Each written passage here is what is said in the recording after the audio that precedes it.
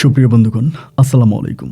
দূরে কাছে দেশে অথবা দেশে বাইরে থেকে বন্ধুগণ ঠিক এই মুহূর্তে যে যেখান থেকে বাস্তব জীবনের গল্প শোনার জন্য আমার সাথে জয়েন করেছেন আমি আপন। আর যে আপন জীবনের গল্পের 1115তম পর্বে আপনাকে বরাবরের মতো স্বাগতম জানাচ্ছি। বন্ধুরা, আজ আমি আপনাকে শোনাবো রাজশাহীর ছেলে নাজমুলের জীবনের কলিজা কাঁপানো চরম কষ্টকর এক বাস্তব জীবন কাহিনী। বন্ধুগণ, আজকের গল্পের টাইটেল 5 বছর পর বৃদ্ধ মাকে পাওয়া যায় ভাঙা কবরে। এই গল্পটা এরকম একটা গল্প, আমার মনে হয় যে জীবনের গল্পের অনুষ্ঠানে আমি অসংখ্য সৎমায়ের গল্প প্রচার করেছি, কিন্তু সৎমায়ের গল্পগুলো শোনার পরে আমরা প্রত্যেকেই সৎমাকে গালাগালি করেছি এবং বলেছি যে সৎমায়ের মতো খারাপ কোনো মা হতেই পারে না। অথচ সৎ শব্দেরও তো আপন, সৎ শব্দেরও তো ভালো। আজকের এই গল্পে আমি এক সৎমায়ের এমন রূপ পেয়েছি যে আমার কাছে মনে হয় যে পৃথিবীর প্রত্যেকটা সৎমা যদি এরকম হতো, তবে সৎ যে ভালো এটা পুনরায় আবারও সৎমায়ের ভিতর থেকে বেরিয়ে আসতো। খুবই কষ্টকর এক হৃদয় বিতারক করুণ বাস্তব জীবনের গল্প।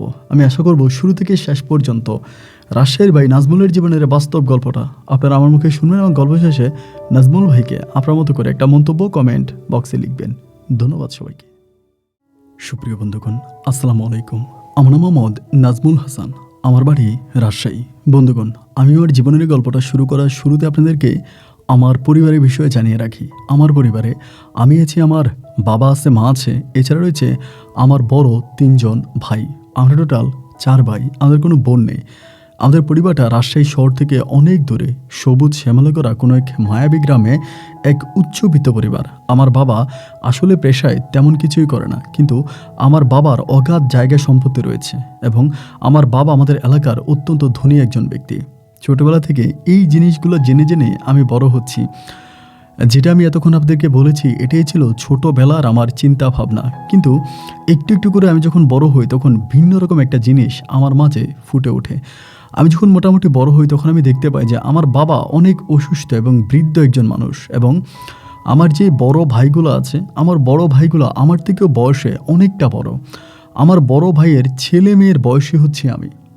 এই প্রশ্নগুলো তখন বড় হবার পরে আমার মনে জাগতে থাকে যে কেন আমার বড় ভাইগুলো আমার থেকে এত বেশি বড় হবে এবং তাদের সন্তানের সমবয়সী কেন আমি হব, কিংবা আমি যাকে বাবা বলে ডাকছি তিনি এত বৃদ্ধ কেন।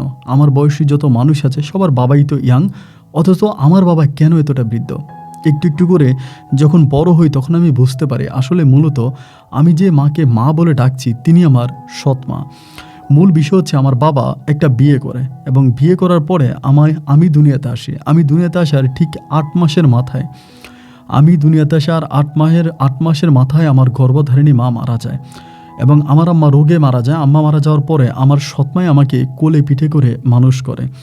আমি যখন মোটামুটি বড় হই, আমি আসলে ছোটোবেলায় খুব বেশি দূর পর্যন্ত পড়াশোনা করতে পারিনি, এবং বড় হবার পর আমি যে জিনিসটা সবসময় দেখতাম যে আমার সৎমা আমাকে নিজের সন্তানের চেয়েও আরও বেশি আদর ভালোবাসা দিয়ে বড় করছে, আমাকে এত স্নেহ করে, যেটার জন্য আমার ভাইয়েরা আমার আম্মার সাথে খুব ঝগড়া করতো যে কেন নাজমুলকে এতটা ভালোবাসতে হবে, কেন নাজমুলকে এরকম করতে হবে ওরকম করতে হবে। অলওয়েজ আমার ভাইয়েরা আমার মায়ের সাথে শুধু আমাকে নিয়ে ঝগড়া করে, কিন্তু এরপরেও আমার মা আমার ভাইয়ের চোখ ফাঁকি দিয়ে ছোটোবেলা থেকে আমাকে খুব কষ্ট করে কোলে পিঠে করে আদর যত্ন করে বড় করে। একটা পর্যায়ে আমি মোটামুটি অনেকটাই বড় হয়ে যাই, এবং বড় হয়ে যাওয়ার পরে আমার বয়স যখন প্রায় 17 থেকে 18 বছরের কাছাকাছি, ওই মুহূর্ত পর্যন্ত আমার বড় ভাইয়েরা আমাকে দেখতে পারতো না, আমার সাথে ঠিকমতো কথা বলতো না, কারণে অকারণে আমার গায়ে হাত তুলতো, আমার সাথে দুর্ব্যবহার খারাপ ব্যবহারের কোনো কিছু আমার ভাইয়েরা বাকি রাখেনি। আমি যখন মোটামুটি অনেকটা বড় হই তখন আমি দেখতে পাই যে যিনি আমার সৎমা আছে তিনি কেমন জানি আমার ভাইদের সাথে কি একটা বিষয় নিয়ে খুব বেশি ঝগড়া করে। ওই সময় আমার আব্বা মারা যায়। আব্বা মারা যাওয়ার পরের কথা বলতেছি, তো আমার বিষয় সবসময় বলে যে নাজমুল নাজমুল, আমার নামটাই বেশিরভাগ বলে। আমি তখন আমার সৎমাকে জিজ্ঞেস করি যে কি হয়েছে, তুমি কেন বারবার আমার কথাই বলো ভাইয়েদের সাথে, এবং আমার বিষয় নিয়ে কি কোনো সমস্যা হয়েছে বা কি বিষয় নিয়ে তুমি আমার ভাইয়ের সাথে কথা বলো। আমার মা তখন আমাকে বলে না না না তেমন কিছু না, আচ্ছা ঠিক আছে তোকে জানাবো। তো আমি তো বাড়ির মধ্যেই পড়ে থাকি, আমার হাত খরচে যে টুকিটাকি 2-1 টাকা লাগে ওইটা আমার মা দিত। আমার মা হয়তো আমার ভাইয়ের কাছ থেকে নিত বা এমনি আমাকে দিত। এরকম করে মোটামুটি 19 বছর বয়সে আমি তখন ক্লিয়ারভাবে জানতে পারি যে আমার বাবার যে সম্পত্তি ছিল সেই সম্পত্তি আমার ভাইয়ের আমার আব্বার কাছ থেকে কীভাবে জানি টিপসই নিয়ে আমার ভাইয়েরা আমার বাবার সমস্ত সম্পত্তি নিজেদের নামে দলিল করে নিয়ে নেয়। তারই মাঝে অল্প কিছু সম্পদ আমার আম্মার নামে আছে এবং বাকি সব কিছু আমার ভাইয়েরা জালিয়াতি করে আমার বাবার কাছ থেকে নিয়ে নেয়। এবং এই বিষয়ে আমার মা আমার ভাইদের সাথে খুব ঝগড়া করে যে কেন তোদের নাজমুল তো তোদেরই ভাই, তোদেরই ছোট ভাই, তাহলে কেন তোরা তাকে কেন সম্পদ দিবি না? ও তো সম্পদের মালিক, ও তো ওর বাবার উরু থেকে দুনিয়াতে আসছে, ও তো ওর বাবার সন্তান। এগুলো তখন বলতে থাকে। আমার ভাইয়েরা তখন ডিরেক্টলি বলে যে এই মহিলাকে আমার আব্বা বিয়ে করছে কেন, আমার আব্বা ওই বয়সে বিয়ে কেন করলো, ওইটাই তো আমাদের জন্য কলঙ্ক। এরপরে যখন আমরা আমরা দুই তিনটা সন্তানের মা, ওই সময় আমার বাবা এক মহিলাকে বিয়ে করে বাড়িতে নিয়ে আসছে এবং ওই মহিলার ঘরে যে সন্তান হয়েছে এটা আমার আব্বার সন্তান না, কারণ আমার আব্বা ওই বয়সে সন্তান জন্ম দেওয়ার কোনো ক্ষমতা নাই। মূলত ওই সন্তান হচ্ছে জারদ সন্তান। ছোটোবেলা থেকে আমার ছোটো ভাইয়ের আমার বড় ভাইয়েরা আমাকে বাস্টার্ড বলে আসতো যে আমি জারদ সন্তান।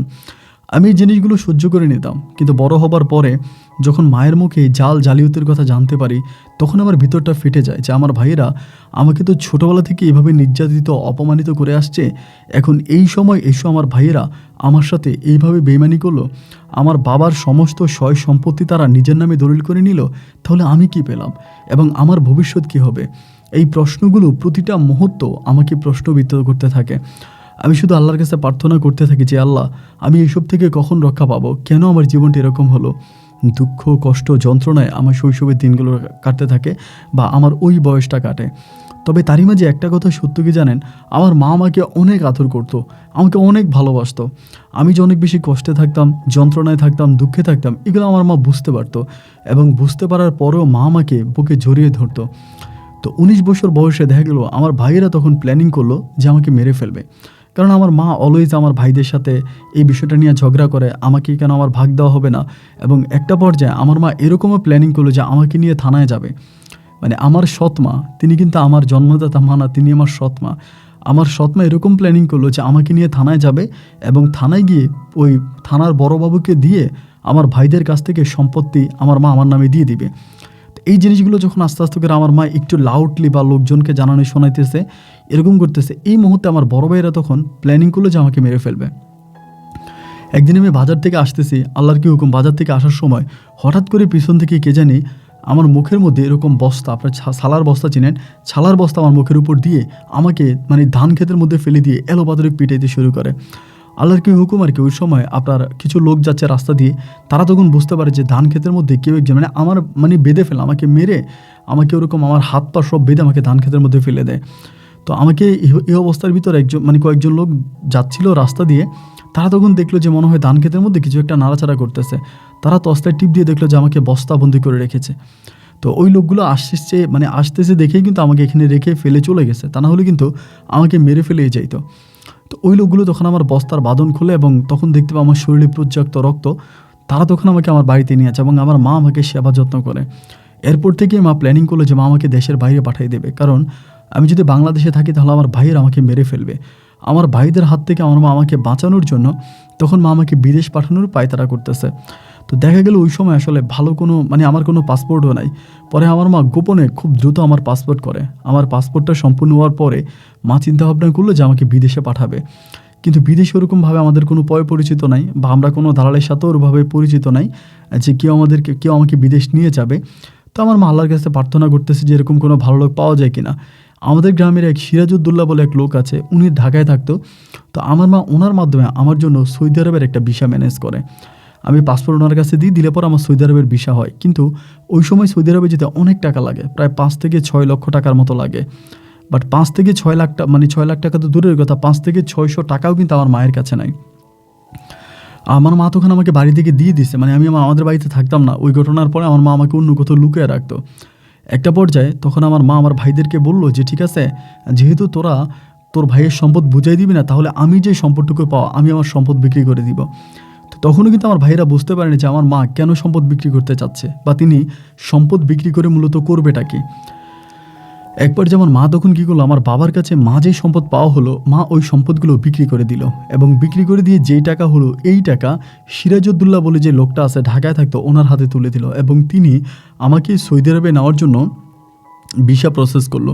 এবং আমি যখন আমার ভিসা হয় নাই ওই মুহূর্ত পর্যন্ত আমার ভাইয়েরা বারবার আমার আম্মাকে বলতেছে যে আপনি টাকা কী করছেন, আমাদেরকে টাকা দেন, আপনার টাকা কই, আপনি এত টাকার জমি বিক্রি করছেন, তাহলে টাকা আপনি কোথায় রাখছেন। বারবার হচ্ছে আমার মাকে প্রেশার দিয়ে থাকে যে আপনি টাকা কী রাখছেন। তো আমার ভাইয়েরা ভয় পাচ্ছিল যে মা আবার আমাকে টাকা দিয়ে দেয় কিনা, কারণ যেহেতু মা আমাকে ভালোবাসে তাহলে মা আমাকে টাকা দিয়ে দিতে পারে। ওই ভয়ে আমার ভাইয়েরা বারবার আম্মাকে বলতো যে আপনি যেহেতু টাকা নিয়েছেন, টাকা আমাদেরকে দিয়ে দেন, বা জমি বিক্রি করে টাকা আমাকে দিয়ে দেন, আমরা তো ভবিষ্যৎ আপনাকে রাখবো, খাওয়াবো, বা আপনি তো আমাদের কাছেই থাকবেন। কিন্তু আমার মা বলতেছে যে না, আমার টাকা আমার কাছেই থাকবে, আমি তো ওদেরকে বিশ্বাস করি না। তোরা যেরকমভাবে জালিয়াতি করে তোর বাবার কাছ থেকে সমস্ত সম্পদ নিয়ে নিছিস, তা তোরা যে আমাকে ভবিষ্যতে খাওয়াবি এই বিশ্বাসটা আমি করি না। যার জন্য আমি আমার টাকা আমার কাছে রাখবো, আমি আমার কোনো টাকা তোদেরকে দিব না। দেখা গেল এরপরে আমার মা আমার ভাইয়াদেরকে কোনো টাকা পয়সা দিত না, কিন্তু ভাইয়ারা এটাও জানতো না যে মা আমার জন্য গোপনে গোপনে ওই টাকাগুলো দিয়ে আমাকে বিদেশ পাঠিয়ে দিচ্ছে। আলহামদুলিল্লাহ এরকম করে সময়গুলো কাটতে কাটতে একটা পর্যায়ে আমার ভিসা হয়ে যায়। এবং আমার যখন ভিসা হয়ে যায় তখন আমি সৌদি আরবে যাই, এবং সৌদি আরবে যেতে আমার অনেক বেশি কষ্ট হয়, কারণ আমি জানি আমি সৌদি আরবে যাওয়ার পরে যদি কোনোভাবে আমার ভাইরা জানতে পারে যে আমার মা তার স্বামীর কাছে যে সম্পদ পাবে ওই সম্পদ বিক্রি করে আমাকে সৌদি আরব পাঠিয়েছে, তবে আমার ওই সৎ মায়ের উপরে অনেক নির্যাতন হবে, অনেক ভয়ানক অবস্থা হবে। এরপরেও আমি তখন আমার মায়ের মুখের দিকে তাকিয়ে সৌদি আরবে চলে গেলাম। এবং সৌদি আরবে চলে যাওয়ার পরেই তখন আমি শুনতে পাই এই কথাগুলো। আমার ভাইয়েরা আমার মায়ের গায়ে হাত পর্যন্ত তোলে, মানে এরকমভাবে বলে যে এই ছেলের সাথে তো তোমার কোনো রক্তের সম্পর্ক নাই, এটা তো তোমার ছেলে না, আমরা তোমার ছেলে, তুমি আমাদেরকে পেটে নিস, আমরা 10 মাস 10 দিন তোমার পেটে ছিলাম, তাহলে পেটের সন্তানের প্রতি তোমার এমন মায়া নাই, এমন দরদ নাই, কোথাকার কোন ছেলের প্রতি তুমি এত মায়া, এত দরদ, এত ভালোবাসা দেখাচ্ছ, আসলে তো তুমি আমাদের মা হওয়ার যোগ্যই না। এইভাবে প্রতিটা মুহূর্তে মুহূর্তে আমার ওই মায়ের উপরে তারা নির্মম নির্যাতন করতে থাকে। তো সৌদি আরবে যাওয়ার পরে আমি যখন আমার মায়ের এই দুঃখগুলো দেখতে পেলাম, আমার ভিতরে তখন খুব খারাপ লাগলো যে কেন আমার মায়ের সাথে এরকমটা হবে, কেন আমার মার সাথে এরকমটা হবে। আমি তখন আমার মাকে সুন্দর একটা জায়গায় রাখার একটা ব্যবস্থা করলাম। আমি আমাদের রাজশাহীর এক ভাই আমাদের এখানে থাকতো, তো ওই ভাইয়ের সাথে কথাবার্তা বলে, ওই ভাইয়ের ওয়াইফ থাকে শহরে, রাজশাহী শহরে। আমি তখন আমার মায়ের বললাম যে আপনি ওখানে চলে যান। পরে আমি আমার মাকে আমার ওই বন্ধুর ওয়াইফের কাছে আমি তখন রাজশাহীতে পাঠিয়ে দিলাম। তো আমার মা তখন রাজশাহীতে গিয়ে থাকতেছে, আমি তখন রাজশাহী শহরে গিয়ে থাকতেছে। তো আমি তখন সৌদি আরবে গেছি, কাজকাম করতেছি। তা আমাদের কিন্তু অত মানুষ সৌদি আরবে নাই, মানে রাজশাহী, খুলনা এই দিকগুলোর কিন্তু মানুষ খুব বেশি একটা বিদেশে যায় না। তো আমাদের মানুষের সংখ্যা খুবই কম। এর মাঝে আমার একটা ভাই পাইছি, ওনার সাথে আমি ওইখানে থাকি টাকি, আমার ভালোভাবেই দিন রাতগুলো কাটতেছে। তো তিনি আবার বিয়ে করছে বরিশালে, মানে আমার যে ভাইয়ের কথা বলতেছি, আমার ওই ভাই আবার বিয়ে করছে বরিশালে। তো আমি আবার ভাবির সাথে মাঝে মাঝে দুষ্টুমি করি। ভাবি কিন্তু দেখতে আবার অনেক সুন্দর ছিল, ভাবির চেহারা টেহারা মাশাআল্লাহ অনেক সুন্দর ছিল। তো আমি ভাবিরে বলতাম যে ভাবি আপনার যদি একটা ছোটো বোন থাকে তাহলে আমি বিয়ে করব, কারণ আপনি দেখতে অনেকটা সুন্দর, তাহলে আপনার ছোটো বোনও দেখতে অবশ্যই খুব সুন্দর হবে। তো আপনার যদি ছোটো বোন থাকে আমি আপনার ছোটো বোনকে বিয়ে করব। এই নিয়ে অলওয়েজ আমি ভাবির সাথে খুব দুষ্টামি করতাম, মানে অলওয়েজ এটা নিয়ে ভাবির সাথে আমার দুষ্টামি হতো, ফাইজলামি হতো। তো ভাবি আমাকে বলো সমস্যা নাই, আমার ছোটো বোন আছে, আমার ছোটো বোনকে তোমাকে বিয়ে করাবো, মানে এগুলো আমাকে বলতো। এরকম করে সময়গুলো কাটতে কাটতে একটা পর্যায়ে ভাবির আপনার দূর সম্পর্কের, মানে আপন না, দূর সম্পর্কের এক বোন আছে, মেয়েটার নাম হচ্ছে তানহা। তো একদিন ভাবি আমারে করলো কি, এই তানহার ছবি আমাকে পাঠাইলো বিদেশে, এবং পাঠাইয়া বললো যে নাজমুল দেখো এই মেয়েটা কেমন লাগে, যদি সব কিছু ঠিক থাকে তো এই মেয়েটা তোমাকে বিয়ে করাবো। তো আমি মেয়েটার ছবি দেখলাম যে মাশাআল্লাহ মেয়েটা দেখতে অনেক সুন্দর, মানে তার মুখমণ্ডল, তার চেহারা, মানে যতটুকু আমি দেখলাম যে আমার কাছে ভালো লাগছে। পরে আমি বললাম যে ভাবি মেয়েটা তো ভালোই এবং দেখতে শুনতেও ভালো, তাই ঠিক আছে আমার আম্মাকে দেখান। তো ভাবি যেহেতু আমার আম্মা ওনাদের বাসায় থাকতো, আমি প্রতি মাসে মাসে খরচ দিতাম আমার মায়ের, তো মাকে তখন দেখানো হয়। মা মেয়েটা দেখে বলতেছে যে ভালোই তো, মেয়ে তো দেখতে শুনতে ভালোই, তার সব কিছুই ঠিক আছে। দেন এবার আমার ভাইয়াকে বলল যে, মানে আমার এই বড় ভাইকে বলল, বড় ভাইয়া মিন্স হচ্ছে আমার মা যার বাসায় থাকতো ওনাকে বলল যে নাজমুলকে দেশে আসতে বলো, এবং দেশে আসলে ওই মেয়ের সাথে নাজমুলের কথা বলাই দিব বা আমি বিয়ে পড়াই দিব, ওরকম একটা পরিকল্পনা করলো। আমি তখন বিদেশে গেছি, খুব বেশি মানে সময় হয়নি। আর আমি যে বিদেশ টাকা বেশি ইনকাম করতাম এই সবই আমি আমার মায়ের অ্যাকাউন্টে পাঠাইতাম, আমার মা সব টাকা পয়সা রাখতো। তো একটা পর্যায়ে আমি তখন চিন্তা ভাবনা করলাম যে আম্মা যেহেতু বলতেছে দেশে আয়, দেশে এসে মেয়েটাকে দেখে যা, বা যদি সব কিছু ঠিক থাকে তুই বিয়ে করে ফেলা, কারণ তোর তো মোটামুটি বয়স হয়েছে, আর যত তাড়াতাড়ি বিয়ে করবি ততই ভালো। আমার আম্মা একটু ধার্মিক মানুষ আর কি। তা আমার কথা মতো পরে আমি সৌদি আরব থেকে দেশে আসছি। আসার পরে আমার মা এবং আমি যে ভাইয়ের বাসায় থাকি উনি এবং ওনার ওয়াইফ তারা সবাই মিলে তখন মেয়ে দেখতে গেলাম আমরা বরিশালে।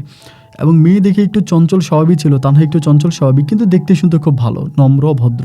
সব কিছু ঠিকঠাক হলো, পারিবারিকভাবে কথাবার্তা হলো। আমার আম্মা আমার সম্বন্ধে ডিটেলসে বলেছে মেয়ের পরিবারের কাছে যে আমার ছেলের আসলে এই দুনিয়াতে আমি ছাড়া কেউই নেই, এবং আমিও যে তার সাথে সারা জীবন থাকবো এরকমও কোনো কথা নাই, কারণ আমার নিজের আরও 3টা ছেলে আছে। তো আমার হয়তো সেখানে চলে যেতে হবে, আমার সন্তানরা তো আমাকে নিয়ে যাবে। তো আপনারা নিজেরা আমার ছেলের বাবা মা হিসেবে আমার ছেলেকে আগলে রাখবেন। এই বলার পরে তখন পারিবারিকভাবে আমার ওই তানহার সাথে বিবাহটা সম্পূর্ণ হয়। এবং বিবাহ সম্পূর্ণ হওয়ার পরে তানহা তখন থাকে আপনার বরিশালে, আমার মা থাকে রাজশাহীতে। আমি তখন চলে যাব, মানে আমি তখন বিদেশে চলে যাব। এমন মুহূর্তে আমার মাথায় হঠাৎ করে আসলো যে মানে আমি কেন তানহাকে বরিশালে রাখবো, মা কেন রাজশাহীতে থাকবে, আমি মা এবং আমার বউকে একসাথে রাখবো। এই পরিকল্পনা করে আমি তখন রাজশাহীতে একটা ঘর ভাড়া করি।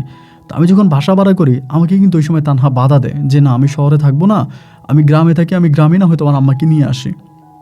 তো আমার কাছে বিষয়টা একটু খারাপ লাগলো এই মর্মে যে এই যে আমি বিয়ে করলাম, বিয়ে করার পরে আমার বউ আমার শ্বশুর বাড়িতে পড়ে থাকবে এবং লোকজন তো খারাপ বলবে। একটা বউ শ্বশুর বাড়িতে থাকলে তো সবাই এটা নিয়ে একটা কানাগেসরা করে বা খারাপ কথা বলে, শ্বশুর বাড়িতে থাকাটা আসলে কেউ ভালোভাবে দেখে না। তখন আমি চিন্তা করলাম যে না আমি ওকে আমার শ্বশুর বাড়িতে রাখবো না, শ্বশুর বাড়িতে কেন থাকবে, আমি ওকে নিয়ে আসবো, ও আমার বাড়িতেই থাকবে। মানে আমার বাড়িতে বলতে আমার তো নিজের কোনো বাড়ি নেই, মানে রাজশাহীতে থাকবে। পরে রাজশাহীতে ঘর ভাড়া করে আমি তানহাকে আর আমার মাকে একসাথে রেখে আমি পুনরায় আবারও সৌদি আরবে গেলাম। এবং সৌদি আরবে যাওয়ার পরে আমার মা তো খুবই নরম স্বভাবী একটা মানুষ। মারে কেউ যদি বকাও দেয়, গালিও দেয়, আমার মা এসবের কোনো প্রতিবাদ করবে না। যথেষ্ট পরিমাণের ভালো মনের একজন মহিলা। সৌদি আরবে যাওয়ার পরে অলওয়েজ আমার বউ আমার সাথে ঝগড়া করে, আমার বাড়ি আছে, ঘর আছে, তোমার না হয় বাড়ি নেই, তোমার না হয় ঘর নাই, কিন্তু আমার তো বাড়ি আছে, ঘর আছে। আমরা কেন মাসে মাসে রাজশাহীতে থেকে এত টাকা ঘর ভাড়া দিব, এত টাকা ঘর ভাড়া কেন আমি দিব, আমি এত টাকা ঘর ভাড়া দিব না, আমি এখানে থাকবো না। খুবভাবে আমার বউ আমার উপরে প্রেশার দিতে থাকে, সে রাজশাহীতে থাকবে না, সে রাজশাহী থেকে গ্রামে চলে যাবে। এখন আমি থেকে যতভাবেই বুঝাইলাম না, ও আমার কোনো বুঝ নেবে না, আমার কোনো কথা শুনবেই না, ও গ্রামে চলেই যাবে। সর্বোপরি বাধ্য হয়ে আমি তখন বললাম যে আচ্ছা ঠিক আছে, তুমি যেহেতু গ্রামেই যাবা তাহলে সমস্যা না, আমি তোকে গ্রামেই নিয়ে যাব। এরপরে তখন আমি গ্রামের দিকে জায়গা খুঁজতেছি, কোথাও জায়গা পাওয়া যায় কিনা। এখন আমি একটা জায়গা পাইছি মোটামুটি রাজশাহী থেকে বেশ দূরের দিকে। তো ওইখানে আমি চিন্তা করছিলাম যে বাড়ি বানাবো। পরে আমার ওই ভাইটা যিনি রাজশাহীর মানুষ আমার সাথে থাকে, যার বাসায় আমার মা আগে থাকতো, তিনি আমাকে বলতেছে যে ভাই তুমি তোমার মা আর তোমার বউকে একটা এরকম অজানা একটা জায়গায় বাড়ি বানায় রাখবা। এখন ওইখানকার লোকজন ভালো না খারাপ সেটাও তো জানা যায় না, তোমার মায়ের উপরে বা তোমার বউর উপরে একটা অ্যাটাক আসতে পারে। তো আমি তখন তানহারে বললাম, তানহা তখন আমাকে বলতেছে আমি মাকে নিয়ে বাড়িতে চলে যাই, আমি বাড়িতে থাকি। আমার কাছে বিষয়টা ভালো লাগতো না যে আমার বউ আমার শ্বশুর বাড়িতে থাকবে। ঘুরে ফিরে এটাই মনে হতো যে আমার বউ কেন আমার শ্বশুর বাড়িতে থাকবে, আমার বউ তো আমার শ্বশুর বাড়িতে থাকতে পারবে না, আমি ওকে থাকতে দিব না। এই জিনিসটা আমার মনে বারবার আসতো। তো এরপরও আমি আসলে সর্বোপরি বা শেষের দিকে আর কিছু বলতাম না, যেহেতু সেরকম করেই টানা হেঁচড়া করতেছে, ও চলে যাবে বা গ্রামে থাকবে, আমার মাকে নিয়ে গ্রামের মধ্যে থাকবে। পরে আমি মেনে নিলাম, একটা পর্যায়ে মেনে নিলাম যে ঠিক আছে, ও যেহেতু গ্রামে থাকতে চায় তাহলে থাকুক। পরে দেখা গেলো কি যে তানহা আমার মাকে নিয়ে ওর গ্রামের বাড়িতে চলে গেছে। আর এরই মাঝে আমার ভাইয়েরা কিন্তু একটা মুহূর্তের জন্য আমার মায়ের কোনো খবর নিচ্ছে না যে আমার মা কোথায় আছে, কেমন আছে, আমার মা ভালো আছে কিনা, আমার মা সুস্থ আছে কিনা। আমার মায়ের কোনো খোঁজ খবর কিন্তু তারা টোটালি নিত না, আমার ভাইরা নিত না। পরে আমার মায়ের আমি আর কোনো আমার শ্বশুরবাড়িতে আমার মা থাকতেছে, আমি মাসে মাসে মায়ের অ্যাকাউন্টে টাকা পাঠাই এবং আমার মা ব্যাংক থেকে টাকা উঠে তানহারে টাকা দিত, যে হাত খরচে টাকা দিত, এটা ওইটা ওরকম করে আমার মা তখন পড়ে আছে। এইরকম সময়গুলো কাটতে কাটতে হঠাৎ করে আমার ভাইয়েরা আমার যে ভাইয়েরা আছে, আমার ভাইয়েরা আমারে প্রেশার দিল। আমার ভাইয়েরা তখন মোটামুটি বয়স হয়ে গেছে, বৃদ্ধর দিকে চলে গেছে। তারা তখন আমারে প্রেশার দিল যে আপনি কেন নাজমুলের সাথে থাকবেন, বুঝলাম নাজমুল আপনার সন্তান, কিন্তু আমরাও তো আপনার সন্তান, আমরা আপনার বাড়িতে যাব, আপনি আমাদের বাড়িতে চলে আসেন, আপনি ওখানে থাকতে পারবেন না, বরিশাল আপনি কেন থাকবেন, বরিশালে তো আমাদের কিছু না, আমরা রাজশাহীর মানুষ, আপনি বরিশালে কেন থাকবেন। আম্মাকে এগুলো ফোনের মাধ্যমে বকাঝকা করা হতো। তা আম্মা আমাকে ফোন দিয়া বলে তোর ভাইরে এরকম এরকম বলে, আমি কি চলে যাব। আমি না, তুমি কেন যাবা, তুমি তো যাইতে পারো না, আমি তোমাকে নিয়ে আসছি, তুমি আমার কাছেই থাকবা, আমি তোমার সন্তান। আমার মা শত হইলেও তো তাদেরকে পেটে ধরছে না। তো আমার মা বলে যে ওরা যেহেতু এরকম করে বলতেছে আমি নাইলে চলে যাই, তুই কি বলিস। এমন না, তোমার যাইতে হবে না, তুমি কখনোই যাবা না, তোমার ওখানে যাওয়ার দরকার নাই, তুমি কেন যাবা। এমন করতে করতে আমার বড় ভাইয়া, একদম বড় যে ভাইটা আছে, উনি একদিন আমার মায়ের কাছে আছে রাজশাহীতে আমার শ্বশুর বাড়িতে। তো উনি যেহেতু আসবে, আমার বউ আমারে বলছে যে বড় ভাইয়া বলছে এরকম এরকম আসবে। আমি তখন আমার বউরে বললাম যে বড় ভাই যেহেতু আসবে বলতেছে, তিনি তো আমার বড় ভাই, আমার বাবা যেহেতু না, আমার বড় ভাইয়ের জায়গায় তিনি আমার সাথে খারাপ করুক ভালো করুক যাই করুক, আমার বড় ভাইয়া তোমাদের বাড়িতে গেলে যাতে কোনোভাবে আমার বড় ভাইয়ার মান সম্মানে যাতে কোনো আঘাত না আসে, কোনোভাবেই যাতে আমার বড় ভাইয়ার মান সম্মানে কোনো আঘাত না আসে, যাতে আমার বড় ভাইয়ের দিকে তাকিয়ে বা আমার বড় ভাইকে কেউ যেন কটূক্তি করে বা খারাপভাবে কোনো কথা বলতে না পারে। তুমি আমার বড় ভাইয়ের দিকে খেয়াল রাখো, উনি যদি আসে খাওয়া দাওয়া থেকে শুরু করে সমস্ত কিছু যাতে ওনার পরিপূর্ণভাবেই থাকে। আমার বউ আমাকে বললো, এটা নিয়ে তোমাকে কোনো টেনশন করতে হবে না, বড় ভাই আমাদের বাড়িতে আসলে বড় ভাইয়ার এক বিন্দু পরিমাণের কষ্ট হবে না, আমি ওনাকে সব কিছু ঠিকঠাক করে রাখবো। এরপরে আমার বড় ভাই আমার শ্বশুর বাড়িতে গেল, এবং গেলে পরে আমার বউ আমার শ্বশুর শাশুড়ি যারা আছে আমার ভাইকে অনেক আদর করলো, আপ্যায়ন করলো, অনেক ভালোবাসলো, এবং একটা পর্যায়ে আমারে কল দিল। আমার বড় ভাই কিন্তু আমার সাথে কথা বলে না, দেখেন বহু বছর ধরে। তো ওই দিন আমার বউয়ের নাম্বার থেকে আমার বড় ভাই আমার সাথে কথা বলে, আমরা বলে নাজমুল, এই তোর ভাগিনা বা তোর ভাতিজি টাতিজি ওরা সবাই কান্নাকাটি করতেছে, ওই সময় কিন্তু আমার ভাতিজিরে বিয়ে দিয়ে দিছে, মানে ওদেরও বিয়ে দিয়েছে, ওদেরও বাচ্চা কাচ্চা হয়ে গেছে।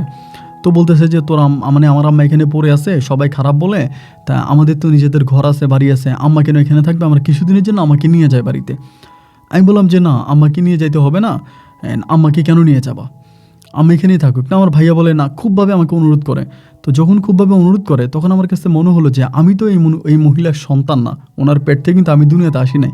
তা আমার ভাইয়েরা যেহেতু ওনার সন্তান, তাহলে আমার ভাইয়েরা বলতেছে আমি তাদের উপরে কথা বলাটা আমার কাছে তখন কেমন জানি একটু খারাপ মনে হলো, আমার নিজের কাছে খারাপ লাগলো।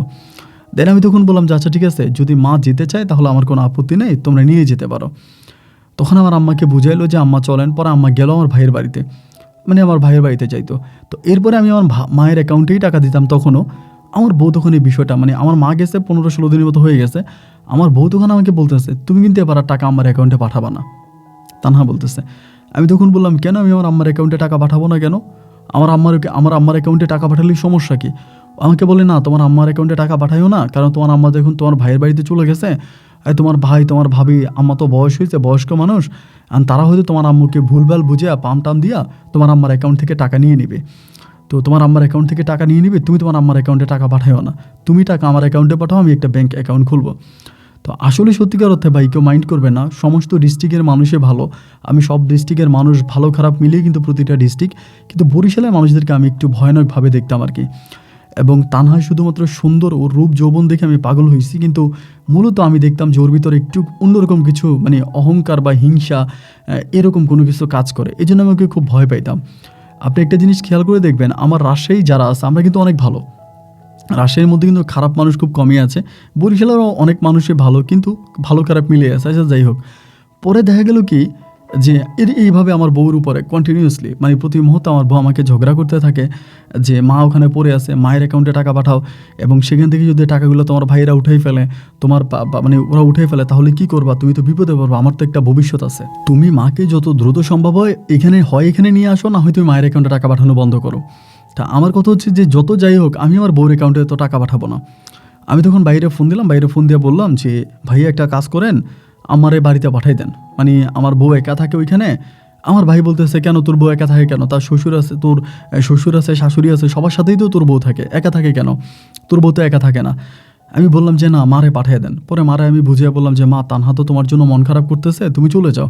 এইভাবে বোঝানোর পরে না, আম্মা যেতে চায় কিন্তু আমার ভাইরা দেয় না, আম্মা যেতে চায় আমার ভাইরা দেয় না, খুবভাবে হচ্ছে ভাইরা আমার মায়ের ওখানে আটকায় রাখছে। যাই হোক 3 মাস পর্যন্ত আম্মা ওইখানে থাকে, এবং 3 মাস পরে আমার মা তখন আসার জন্য খুব পাগল হয়ে যায় যে আমার বউয়ের কাছে চলে যাবে, এখানে থাকবে না। অ্যান্ড এই 3 মাস পরে তখন আমি গাড়ি পাঠাই, আমার মা তখন ওই গাড়ি দিয়ে রাজশাহী থেকে আবারও বরিশালে চলে আসে। তা আমার বউ বরিশালে আসার পরে আমার বউর সাথে তখন আমার মায়ের বন্ডিংটা আগের মতো হচ্ছিল না, মানে একটু অন্যরকম অবস্থা। এর মাঝে আবার আমার ভাইরা প্রতিনিয়ত আসতেছে, আমার ভাতিজারা আসতেছে, আমার ভাতিজিরা আসতেছে আমার মাকে এখান থেকে নিয়ে যাওয়ার জন্য। আম্মা বলতেছে যে আম্মা যাবে না, আম্মা ওইখানে যাবে না, কারণ আম্মা ওইখানে গেলে আমি একা হয়ে যাব। আমার দিকে তাকে আমার আম্মা কিন্তু আর যাচ্ছে না। এরকম করে প্রায় অনেকগুলো মাস কেটে যায়, প্রায় আপনার 5 থেকে 6 মাসের মতো কাটে। এবং 5-6 মাস পরে একদিন হঠাৎ করে আমি কাজ করতেছি, দিনের হয়তো আপনার 2টা-2:30টার মতো বাজে।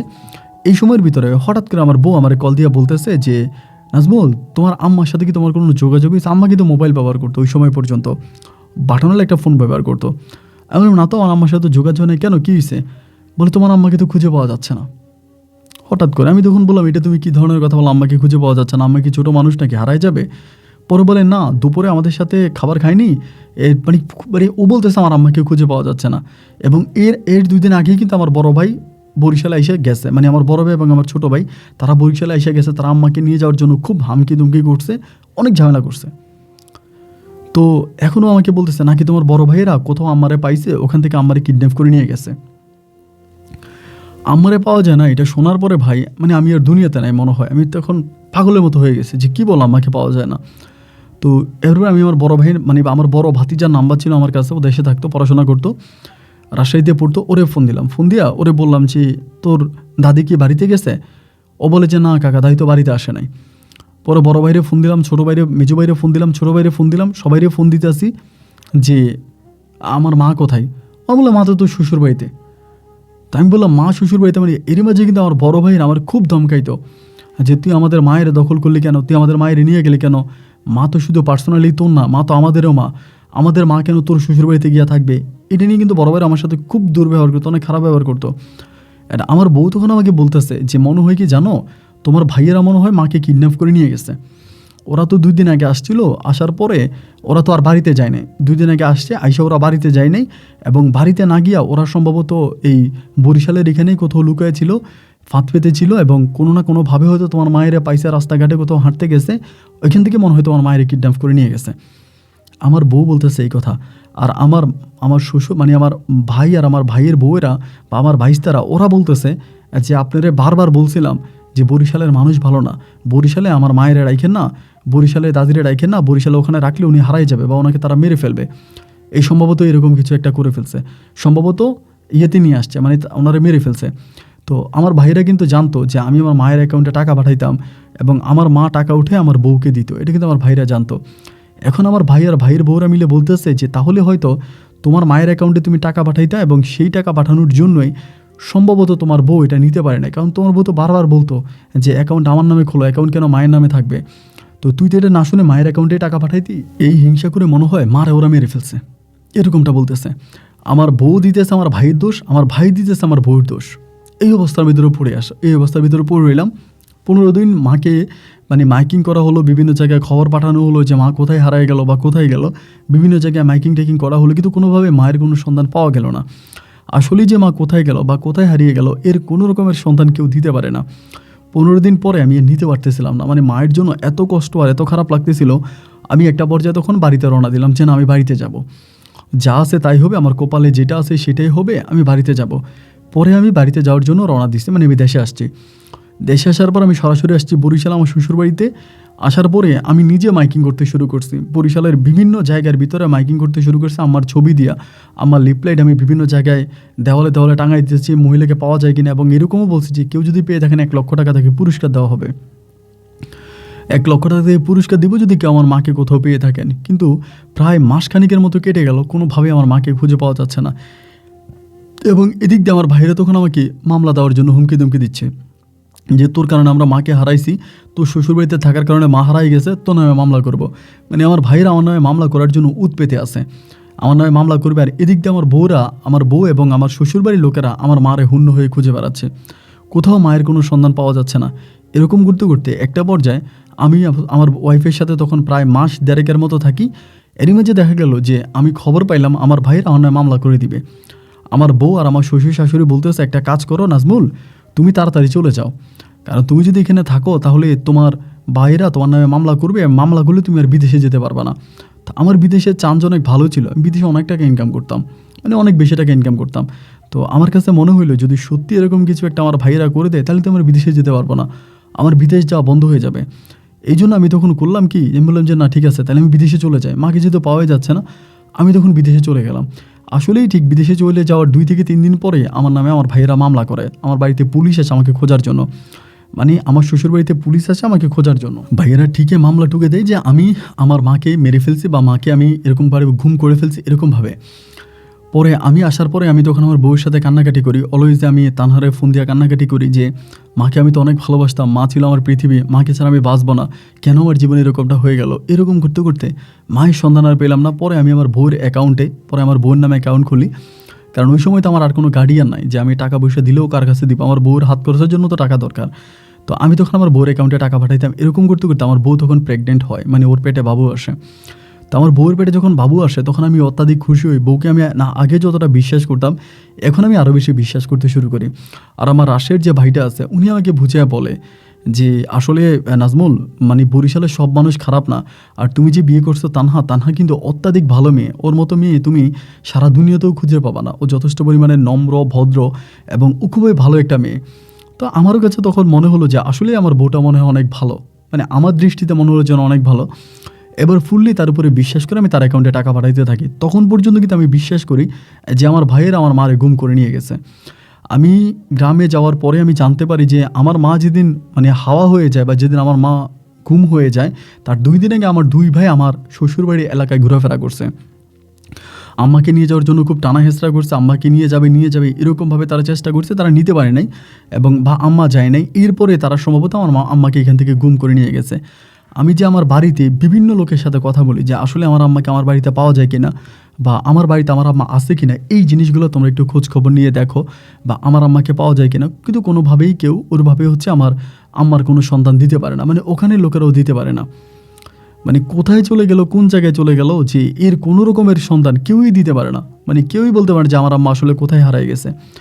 আমি এখানে বসে বসে কান্নাকাটি করি যে আল্লাহ, আমার মাকে যদি আমি একটা বার পাই, আমি গরু জবাই দিয়ে মানুষকে খাওয়াবো বা 2জন মানে মানুষকে আমি হজ করাবো, গরিব মানুষকে, এরকম অনেক ধরনের নিয়ত করতে থাকি যে আমার মাকে পাওয়া যায় কিনা।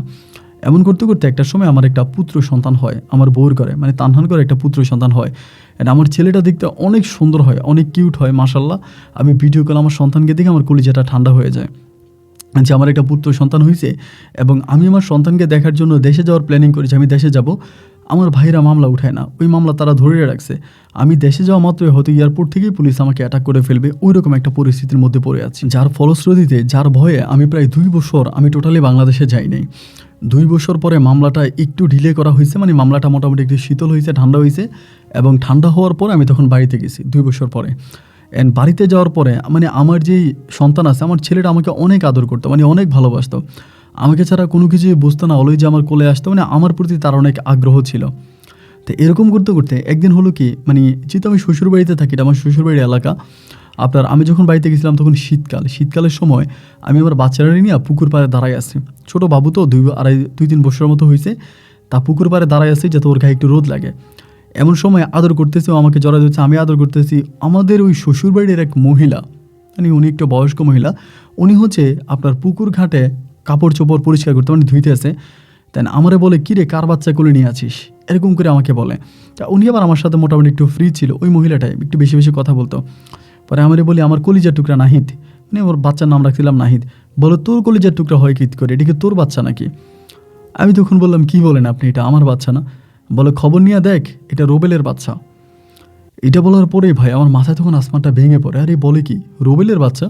তো রোবেল হচ্ছে আমার বউয়ের চাচাতো ভাই। ওরা আবার মোবাইলের দোকান আছে, ও এলাকাতে ব্যবসা বাণিজ্য করে।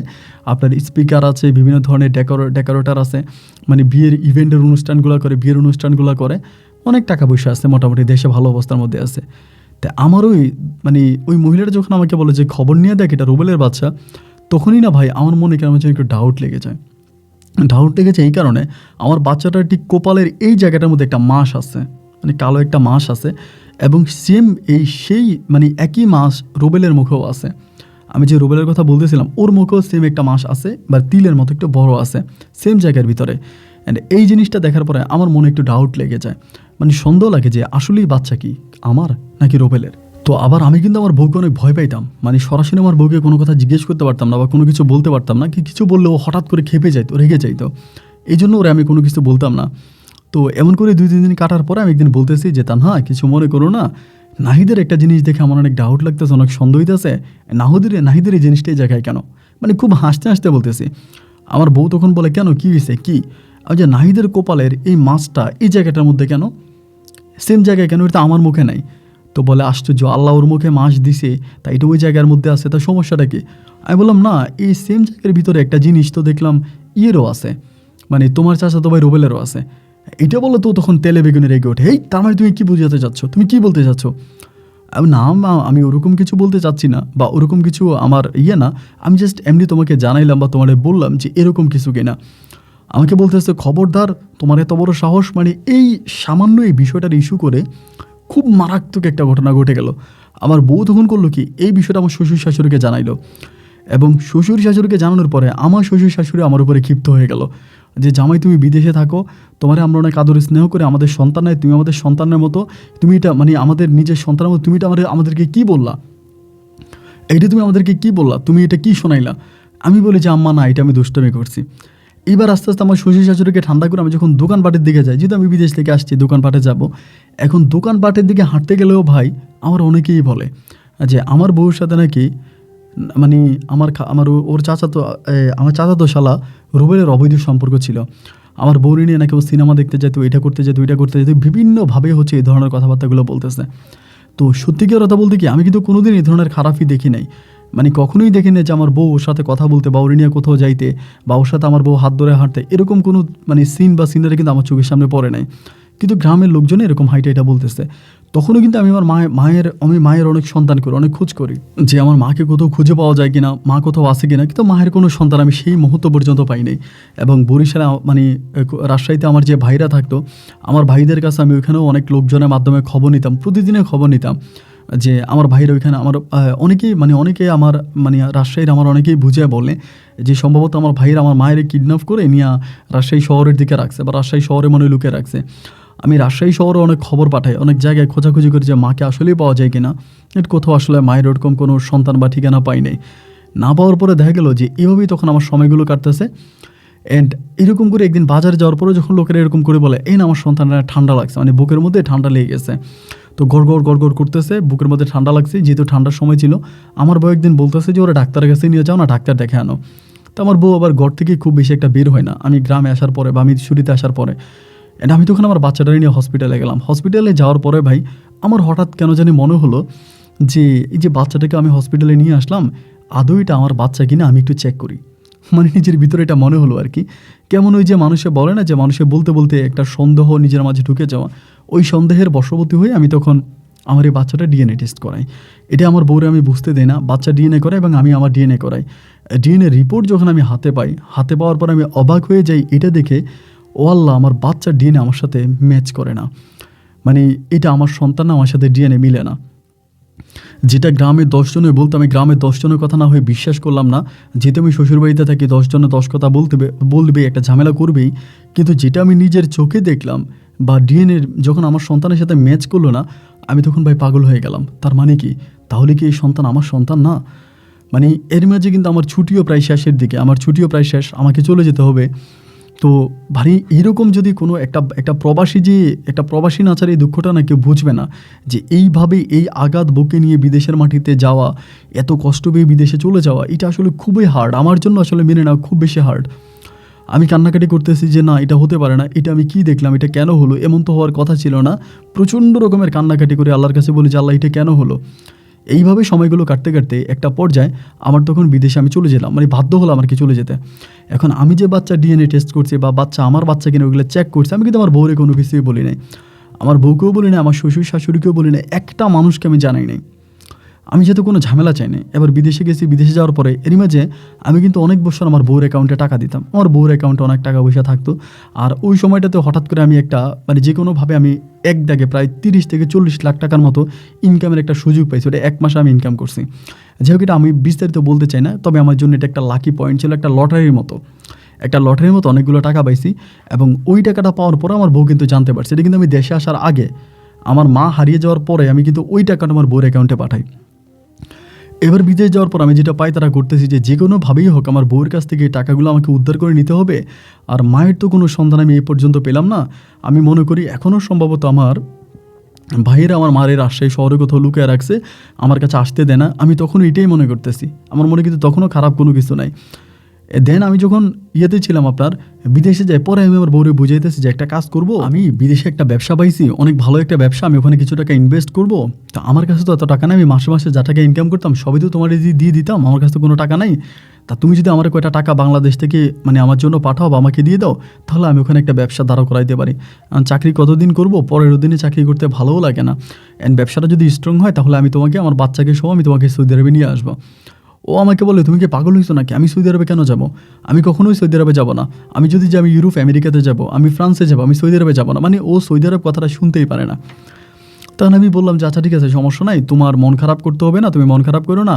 আচ্ছা ঠিক আছে, আমি দেখা যাক কী করা যায়, তা আমাকে টাকাটা পাঠিয়ে দাও, আমি ওখানে ব্যবসাটা করি। না, আমাকে টাকা দিবে না, আমাকে টাকা দিবে না, টাকা দিবে না, দিবে না, দিবে না। তখন ভাই এরকমও হইতো যে আমি মাঝে মাঝে খবর পাইতাম আমার বউ ওই ছেলের সাথে, মানে ওই রোবেলের সাথে মাঝে মাঝে থাকেও।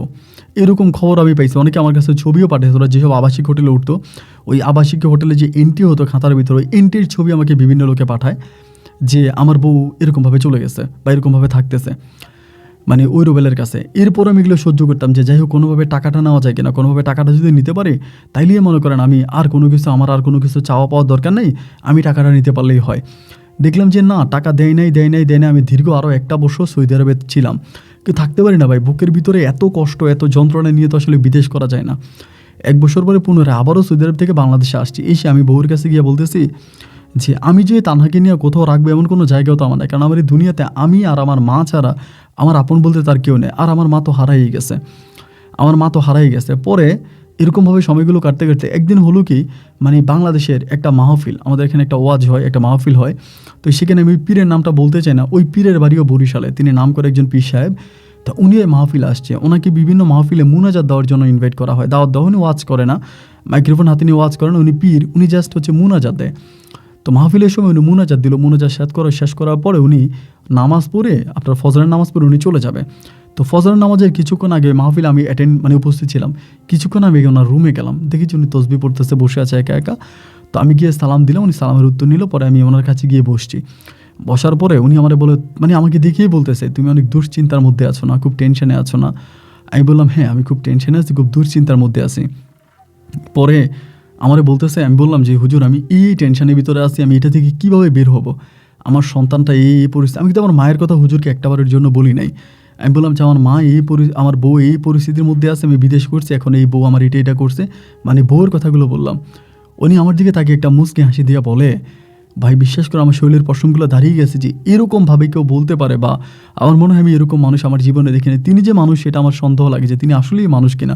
মনে হয় যেন তিনি কোনো এক বড় আউলিয়া বা পীর কুতুব হবে, তিনি কোনো সাধারণ মানুষ না। পরে আমাকে বলতেছে যে তোমার সন্তানের জন্য তুমি কান্না করতেছো, যেটা তোমার সন্তান না, তোমার বউয়ের জন্য কান্না করতেছো। তিনি আমাকে বলতেছে যে তবে কি একটাবারের জন্য তোমার মায়ের কথা তোমার মনে হয় না, যে মা 10 মাস 10 দিন তোমাকে গর্ভে না নিয়েও তার সন্তানদেরকে ছেড়ে তোমার কাছে আসছে, তোমার জন্য এত কিছু করছে, এগুলো কি তোমার মনে হয় না? এরকম করি না আমাকে এই কথাটা বলতেছে। অ্যান্ড এটা বলার পরে মানে আমি তখন নিচের দিকে তাকিয়ে আছি, যেটা আমার বললোটা কি, মানে এইটা আমার কি বললো। তো আমার মায়ের কথা কিন্তু আমি এই টেনশনের ভিতরে আমি তো আমার মাকে ভুলে গেছি যে আমি আমার সন্তান নিয়ে, আমার বউ নিয়ে বা আমার টাকা পয়সা নিয়ে আমি একটা জঞ্জালের ভিতরে পড়ে গেলাম। তো তো আমি আর আমার মায়ের কথা খুব আমার বেশি মনে নেই, মানে আমার আম্মার কথা আমার মনে নেই। এই প্রথম যখন ওনার মুখে আমি শুনলাম যে উনি আমার মায়ের কথা আমারে বললো, তা আমি তখন আমার এই সন্তানের বউ বা দেব বলছে, তাহলে আমার মা কোথায় আছে আপনি একটু বলেন। আপনি যদি আমার মায়ের কথা আমার জিজ্ঞেস করছেন, তাহলে আপনি জানেন, আপনি জানেন আমার মা কোথায় আছে। পরে তিনি আমাকে বলে, যদি পারো তোমার মাকে খুঁজে বের করো, এবং তোমার মাই তোমাকে এই সমস্ত সমস্যা থেকে সমাধান দিতে পারবে। আমি তখন বললাম যে তাইলে আমার মা কোথায় আছে, মানে আমার মা কোন জায়গায় আছে, আপনি যদি পারেন আমাকে একটু বলেন। তারপর আমারে বলতেছে যে তোমার মা একটা ভাঙা কবরে আছে, এমন করেই বলছে, একটা ভাঙা কবরে আছে তোমার মা। আমি বললাম এইটা আপনি কী বললেন যে আমার মা একটা ভাঙা কবরে আছে? তো কোন ভাঙা কবরে আছে? উনি বলে আমি এর চেয়েও বেশি কিছু বলতে পারবো না, শুধু এতটুকুই বলতে পারি উনি একটা ভাঙা কবরে আছে, তুমি খুঁজলে ওনাকে পেয়ে যাবা। এই বলে উনি তখন আজান দিয়ে দিছে, উনি আমাকে বলেছে আমি নামাজ পড়বো। আমি আর ওনার সাথে মনে হয় আর কথাই বলতে পারলাম না। কথা না বলতে পেরে আমি তখন কী করলাম, আমি বাড়িতে চলে গেছি। বাড়িতে যে ঘুমাইলাম, ঘুম থেকে ওইটা বিকেলবেলা উনি যেইখানে ওনার যে স্থানে আর কি, যেখানে উনি থাকে, ওনার মাদ্রাসা, ওনার মাদ্রাসা আমি চলে গেছি। ওনারা মাদ্রাসা চলে যাওয়ার পরে ওই দিন আবার মাগরিবের পরে ওনারা আবারও ধরছি যে হুজুর অমুক দিন আমি মাহফিলে গতকালকে আপনার সাথে এমনি এমনি কথা হয়েছে ফজরের আগে, আপনি বলছেন যে আমার মা কোনো একটা কবরস্থানে আছে, কোনো একটা ভাঙা কবরে আছে। এখন আমার মা কোন ভাঙা কবরে আছে যদি পারেন আপনি আমাকে একটু বলেন। আমি আমার মাকে অনেক ভালোবাসি, আমি আমার মাকে পাইলে সব ভুলে যাব, আমার মাই আমার পৃথিবীতে আপন, মা ছাড়া আমার কেউ নেই। উনি আমাকে বলে যে না আসলে এটাও যতটুকু বলেছি ততটুকুই, আর ওই সময় আমার সাথে যিনি ছিলেন ইনি এখন আমার সাথে নাই, সো ওই বিষয়ের উপর আমি আর কিছু বলতে পারবো না। তো আমি তখন বললাম যে ওই সময় আপনার সাথে কে ছিল? তিনি বলে বাবা আমি আর কোনো কিছু তোমাকে বলতে পারবো না, শুধু এতটুকুই বললাম তোমার মা কোনো একটা কবরস্থানে আছে। এরপরে আপন ভাই যেটা হলো, আমি শুধু কবরস্থানে গিয়ে আমার মারে খুঁজতেছি, মানে বিভিন্ন কবরে, বরিশালের বিভিন্ন কবরে। আমি মানুষকে গ্রামে গিয়ে জিজ্ঞেস করি, ধরেন আপনাদের এই গ্রামে কবরস্থান কয়টা, বলে এটা। আমি বিভিন্ন কবরে জিজ্ঞেস করি যে ওই কবরস্থানে কোনো মহিলা থাকে কিনা, বা কবরস্থানে কোনো মহিলার সন্ধান পাওয়া গেছে কিনা। এমন করে ঘোরাফেরা করতে করতে করতে করতে অনেকগুলো কবরস্থানে ঘুরে আমি আমার মায়ের কোনো সন্ধান পাইলাম না, এবং মায়ের কোনো সন্ধান পাই না। এই যে আমি কবরস্থানে ঘোরাফেরা করতেছি, আমার বউ আমাকে পাগল মনে করে একইভাবে আমার ওই স্বাস্থ্যশালা সাথে রুবেলের সাথে সে আবারও ঘুরে বেড়াইতেছে। রুবেলের সাথে আবারও বিভিন্ন জায়গায় যাচ্ছে, রুবেলের সাথে আবারও ঘুরতেছে ফিরতেছে, রুবেলের সাথে আবারও তার সে আগের মতো বর্নিং, আগের মতো সম্পর্ক। ভাইরে ভাই, তখন আমার মাথায় পুরোপুরিভাবে আসমানটা ভেঙে পড়লো যে আমি এখন কি করব।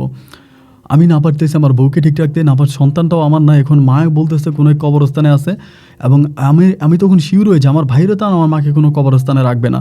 অ্যান্ড তখন আমি এতটুকু শিওর হয়ে যে আমার ভাইয়ের আসলে আমার মায়ের কোনো খবর জানেই না। অবশ্যই আমার বই আমার মায়ের কিছু একটা করছে, বা আমার বই আমার মাকে কিছু একটা করছে, এরকমভাবে আমি তখন একটা টেনশনে পড়ি।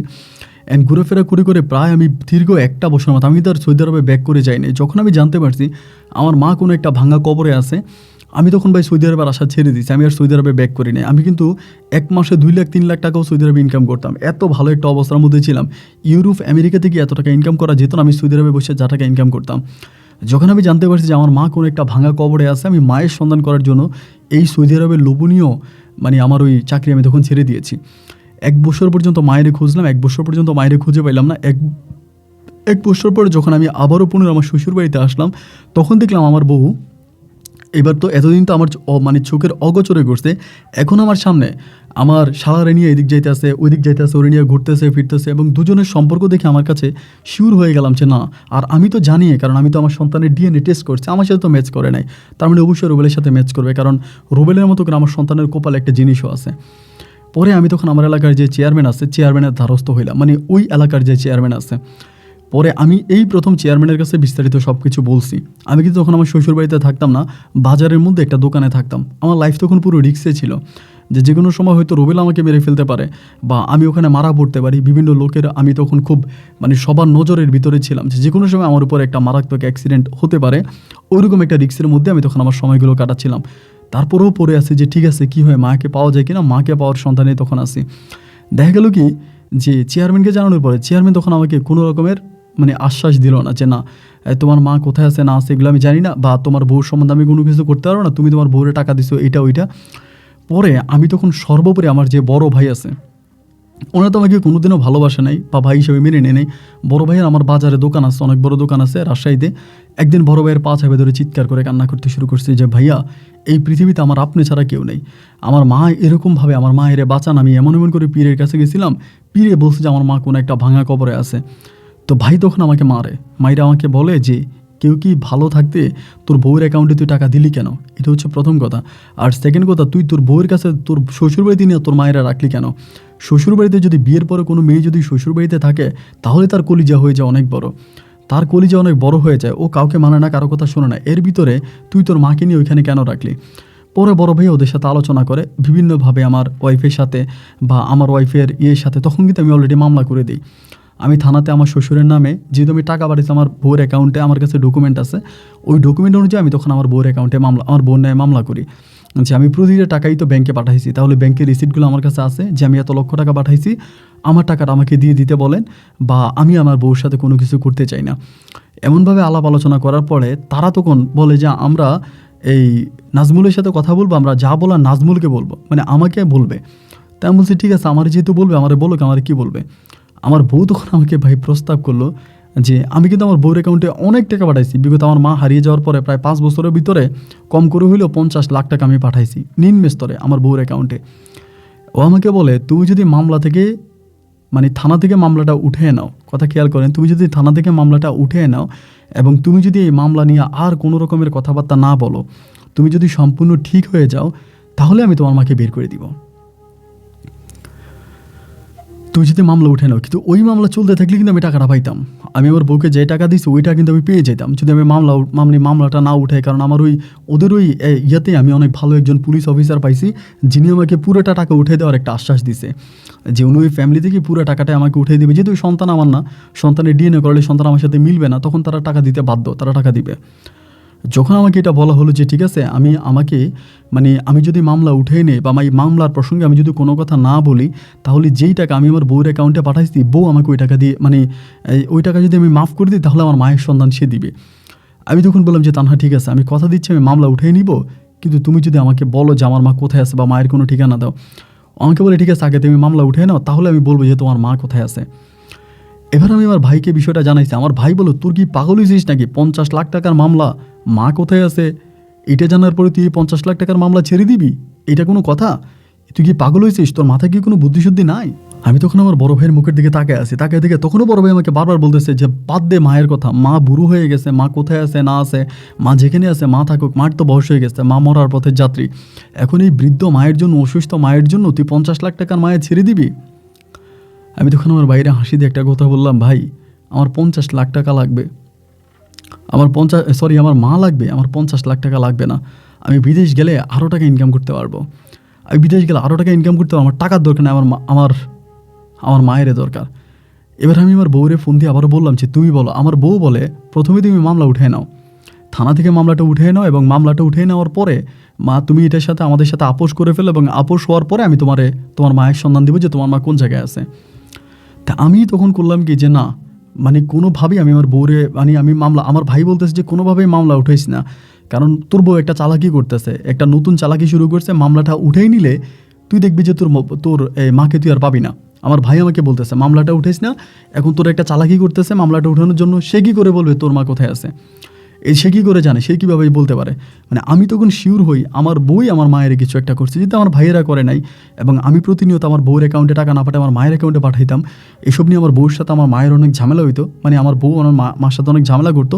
আমার সবসময় বলতো যে তুমি অ্যাকাউন্ট খোলো, আমি অ্যাকাউন্ট খুলবো, আমার অ্যাকাউন্টে টাকা পাঠাও। তখন আমি শিওর হয়ে যাই যে না, ওই আমার মায়ের কিছু করছে, আমি ঠিক আছে আমি মামলা উঠিয়ে নিব। ওর কথা মতো আমি তখন থানা থেকে মামলা উঠাইনি, যে ঠিক আছে আমার বউর সাথে আপোষ হয়ে গেছে, আমার বউ আমার টাকা দিয়ে দিছে, থানায় আমি মামলা উঠিয়ে ফেলি। থানায় মামলা উঠানোর পর আমি ওরে বলি যে ঠিক আছে আমি তো থানার মামলা উঠিয়ে নিছি, এবার তুমি আমারে বলো যে আমার মা কোথায় আছে। ও তখন আমাকে একটা কবরস্থানের সন্ধান দেয়, একটা কবরস্থান, অনেক বড় একটা কবরস্থান, বরিশালের একটা কবরস্থানের সন্ধান দেয়। এবং এইটা এখান থেকে অনেক দূরে, মানে আমার শ্বশুরবাড়ি থেকে ওই কবরস্থানটা অনেক দূরে এবং বড় একটা কবরস্থান। বলে ওই কবরস্থানে গেলেই তুমি তোমার আম্মাকে পাবা, তুমি ওই কবরস্থানে যাও। এরপরে এরকম শীতের রাতে আমি প্রায় আপনার রাত্র 12:30টার দিকে ওই কবরস্থানে গিয়ে পৌঁছাই। 12:30টার দিকে কবরস্থানে পৌঁছানোর পরে কবরস্থানের পাশেই হচ্ছে একটা মাদ্রাসা আছে। ওই মাদ্রাসায় গিয়ে যখন বাচ্চাদেরকে জিজ্ঞেস করি, ওই বাচ্চারা বলে যে হ্যাঁ এই কবরস্থানে একজন বৃদ্ধ মহিলা থাকে, মহিলাটা অমুক জায়গায় থাকে। আমি তখন অমুক জায়গায় যাই, মানে ওই জায়গাটার মধ্যে যাই, জায়গাটার মধ্যে গেলে দেখি যে একটা ভাঙা কবরের ভিতরে একটা সাদা চাদর পেঁচিয়ে আমার মা কবরের ওই ভিতরে বসে আছে। মাকে দেখার পর আমি তখন আমার চোখের পানিটা ধরে রাখতে পারলাম না, মানে এমনভাবে দেখেছে উনি আমাকে দেখে ভয় পাচ্ছে। আমি গেছি, আমার সাথে আমার আরেকটা ভাই গেছে, মানে বরিশালে একটা পরিচিত ভাই গেছে, আমরা দুজনেই গেছি। যে দেখি কবরের ভিতরে বসে আছে, আমি মারে বলতেছি মা তুমি এখান থেকে উঠো, এখানে তুমি কেন? মায়ের আমি ওখান থেকে খুব কষ্ট করে, মানে অনেক কষ্ট করে ওই জায়গা থেকে মায়ের উঠে, আর মা আমাকে চিনতে পারে না। এবং উঠানোর পরে মাদ্রাসায় আসছি, মাদ্রাসা আসার পর হুজুরদের সাথে কথা বললাম, হুজুরদেরকে ঘুম থেকে জাগাইলাম। ওরা সবাই বলতেছে যে এই মহিলা আজকে বহু বৎসর যাবৎ এই কবরস্থানে পড়ে আছে। আমরা অনেকের কাছে জিজ্ঞেস করছি, মহিলার সন্ধান চাইছে, বাট আমরা তার কোনো সন্ধান খুঁজে পাই নাই। এবং কবরস্থান থেকে তারা আমরা বের করে দেই, কারণ কবরস্থানে একজন মহিলা থাকা অন্যায়, অপরাধ, এটা ঠিক না।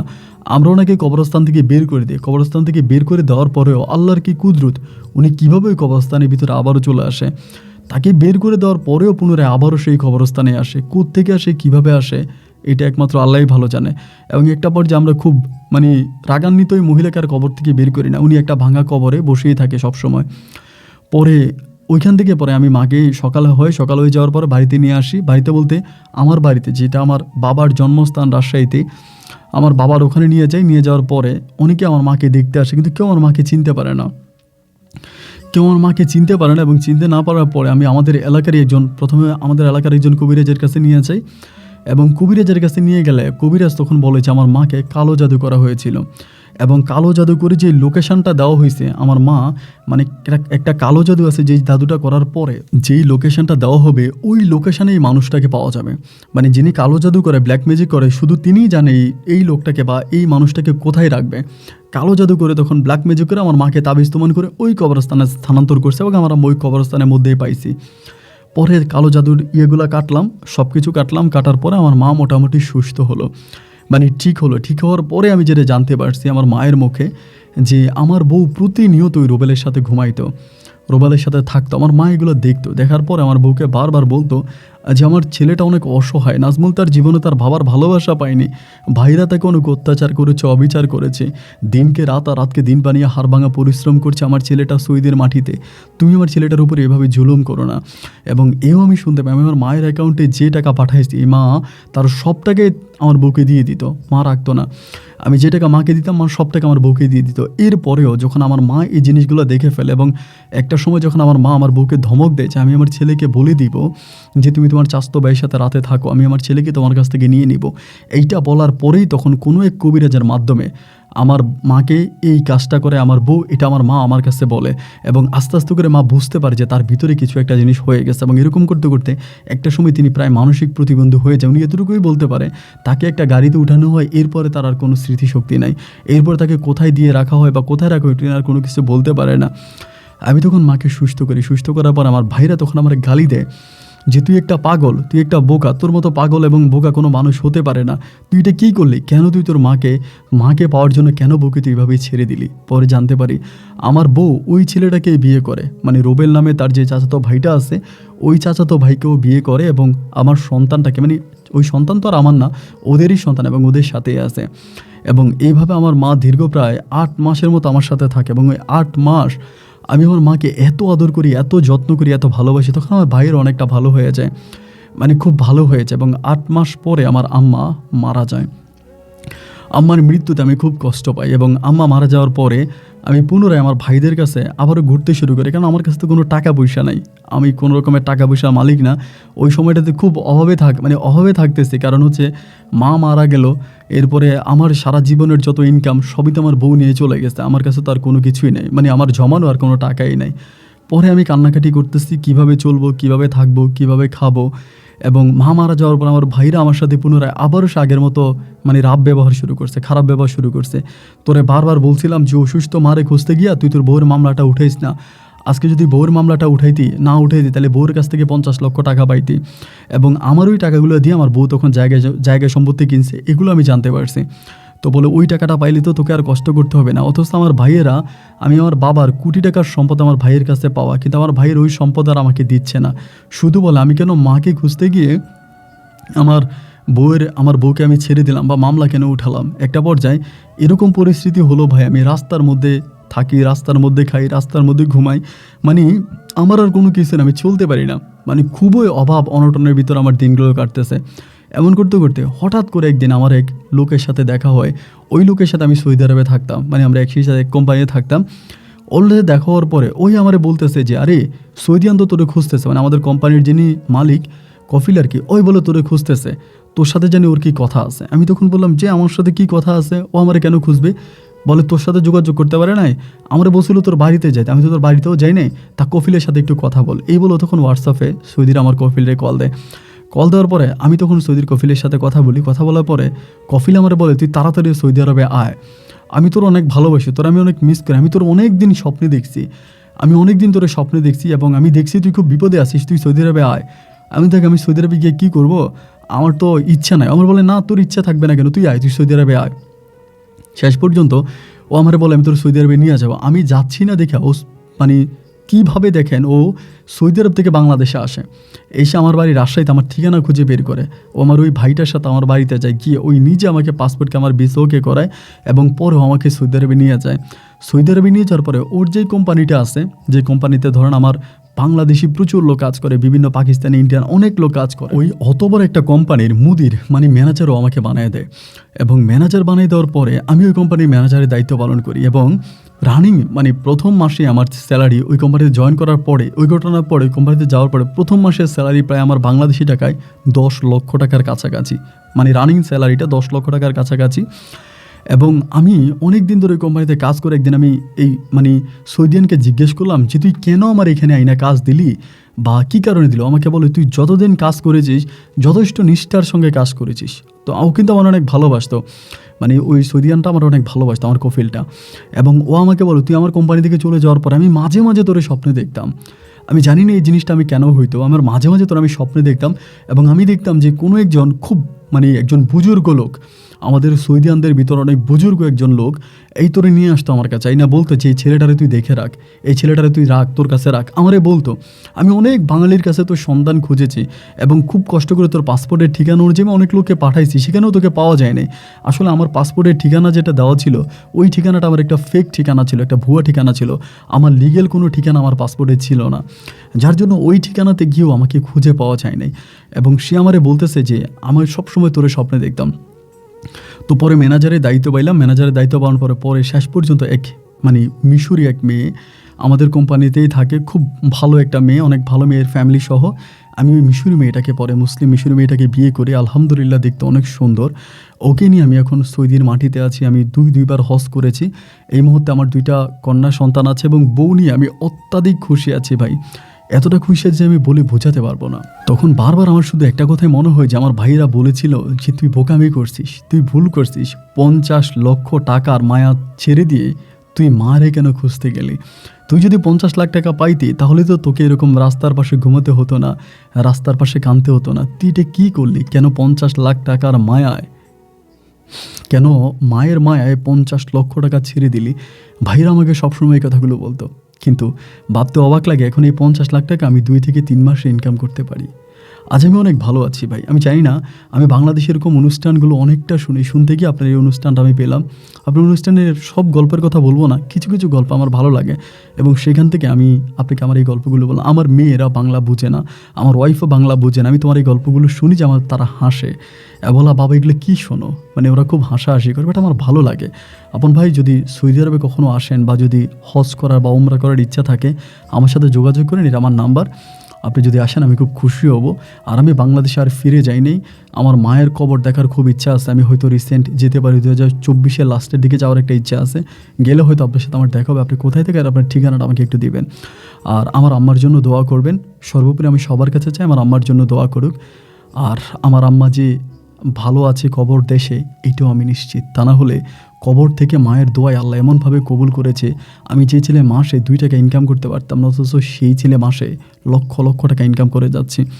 আপন ভাই আপনার জন্য দোয়া রইল, আমার জন্য দোয়া করবেন। আল্লাহ যাতে সবাইকে অনেক সুস্থ রাখে, ভালো রাখে। আল্লাহ হাফেজ অ্যান্ড আসসালামু আলাইকুম।